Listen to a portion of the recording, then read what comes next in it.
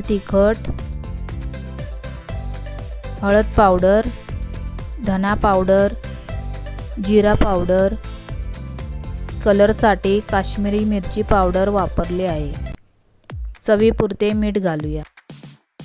आता लिंबू पिळून हे सर्व मसाले कापांना व्यवस्थित लावून घेऊया। आता तुम्हाला जरी सुकं दिसत असले तरी मुळ्यामध्ये मॉइश्चर असते, त्यामुळे त्याला पाणी सुटते आणि अर्ध्या तासासाठी झाकून ठेवूया। तुम्ही पाहू शकता कापांना किती पाणी सुटलंय। आता पुन्हा मसाले व्यवस्थित मिसळून घेऊया। इथे मी तांदळाचं पीठ घेतलंय, त्यामध्ये थोडंसं मीठ आणि लाल तिखट घातलेलं आहे। आधीच मी मिक्स करून ठेवलेलं होतं। यामध्ये काप घोळवून तेलामध्ये फ्राय करणार आहोत। तुम्हाला हवा असेल तर रवा किंवा खसखस सुद्धा वापरली तरी